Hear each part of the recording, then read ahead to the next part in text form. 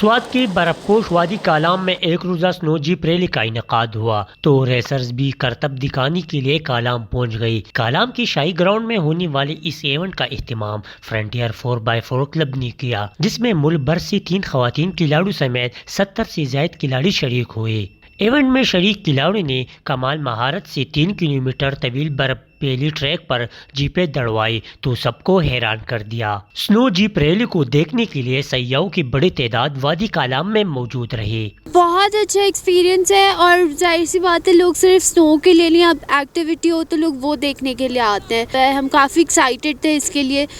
اس کا لیپس کم ہے، 1-1.5 منٹ کا ہے، تو لڑکیاں بھی کر سکتی ہیں۔ میری دوست سے بھی پارٹیسپیٹ کرنی ہے تو کافی اچھا ہے۔ اگر اور لڑکیاں یا آپ کو اگر پارٹیسپیٹ کرنا ہے تو آپ آ سکتے ہو آرام سے، اور مطلب بہت اچھا ڈرفٹنگ وغیرہ، تو بہت اچھا، مطلب ایک اچھی فن ایکٹیویٹی ہے۔ ہم نے بھی حصہ لیا کیونکہ بس شوق بھی ہے اور خوشی بھی ہوتی ہے کہ پاکستان کے پہاڑی علاقوں میں اس طرح چیزیں کا انعقاد ہوتا ہے، ٹورزم بھی بڑھتا ہے، سارے پورے پاکستان سے لوگ آتے ہیں اور دیکھتے ہیں۔ برف پیلی ٹریک پر ڈرائیوروں نے اپنی مہارت کا مظاہرہ کیا اور برف پر خوب رنگ جمائے۔ فائنل مقابلوں میں خواتین کیٹیگری میں 14 سالہ عائشہ بی بی نے پہلی جبکہ مریم نے دوسری پوزیشن حاصل کر لی۔ مردوں کی کیٹیگری میں شکیل برقی نے پہلی پوزیشن حاصل کر لی۔ میں آئی ہوں سنو کراس جیپ ریلی میں، ادھر میرا فرسٹ پوزیشن آیا ہوا ہے، اور یہاں پر یہ ٹریک جو ہے یہ بہت مشکل تھا، لیکن ایک نیویگیٹر کی بات ہوتی ہے، نیویگیٹر میرے ساتھ بہت اسٹرانگ بیٹھا ہوا تھا، اور ریکی کی بات ہوتی ہے، ریکی بھی میں نے کی تھی، that's why I got first position. الحمدللہ اللہ کے فضل و کرم سے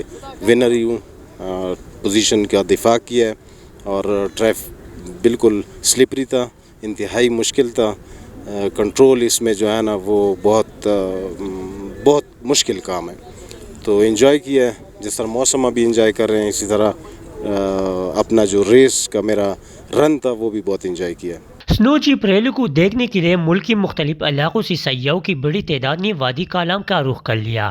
سیاحوں نے جیپ ریلی سمیت سہانے موسم اور برف کو بھی خوب انجوائے کیا۔